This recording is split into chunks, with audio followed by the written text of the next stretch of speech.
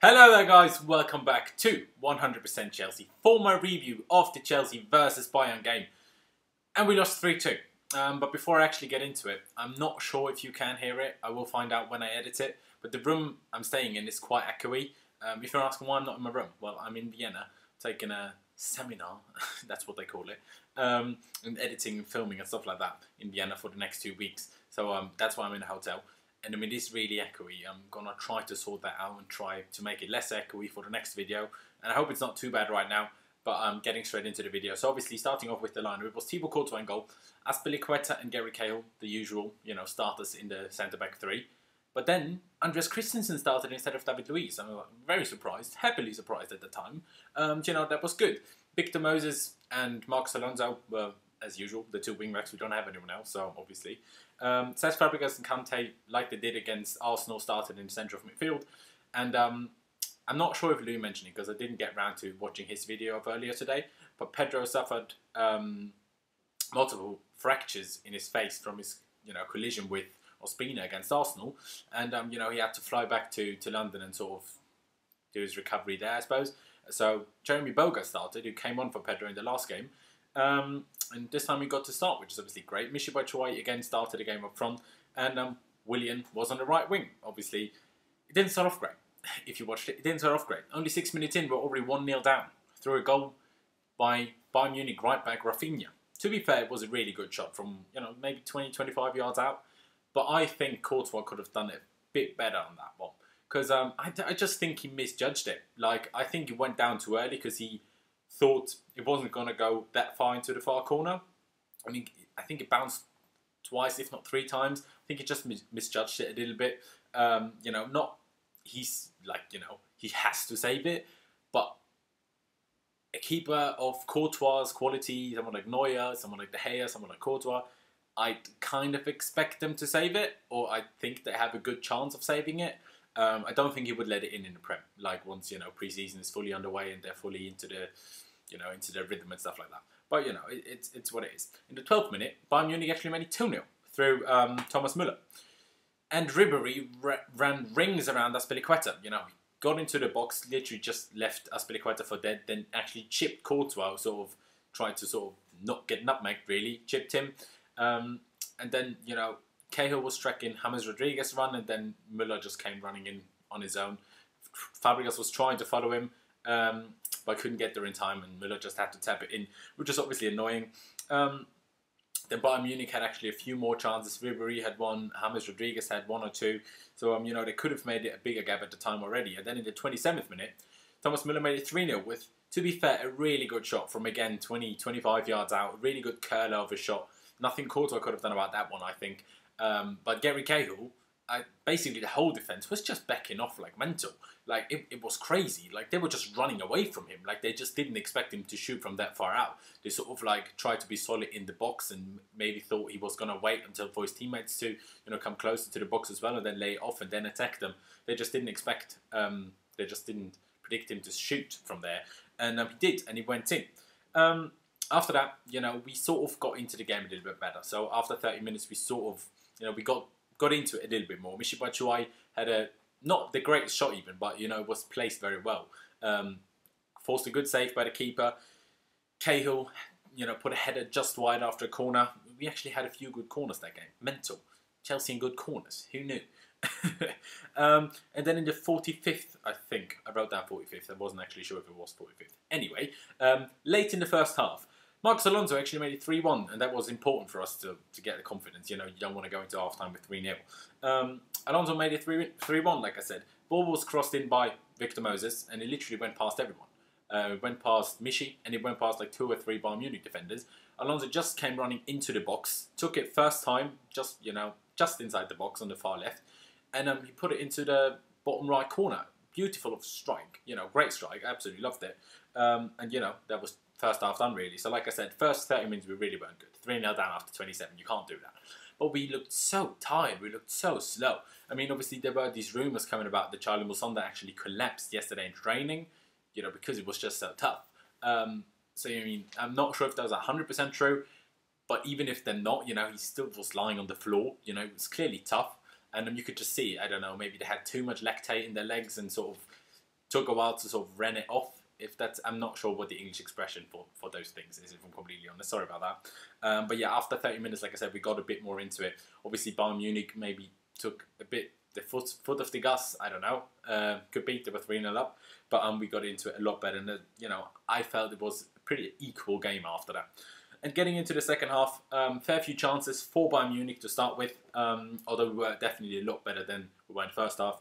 In the 63rd minute, David Luiz and Alvaro Morata, for his debut, came on. They came on for Andreas Christensen and Jeremy Boga. So Morata actually, played on the left wing for a little while in that game, or for a fair while in that game, which was a bit strange. I thought we were going to switch to 3-5-2, but Willian just stayed on the right next to Michy Batshuayi, and Morata was just playing left to Michy Batshuayi. Thought that was a bit weird, but oh well. Then David Luiz actually had a deflected shot hit the post. That was a bit unlucky, I suppose. It wasn't even the greatest shot. It just got made dangerous by the deflection, mainly, if I'm completely honest. In the 76th minute, Tomori came on again at right wing back for Alonso, actually, but and Moses switched over to the left, and Eduardo came on for Thibaut Courtois.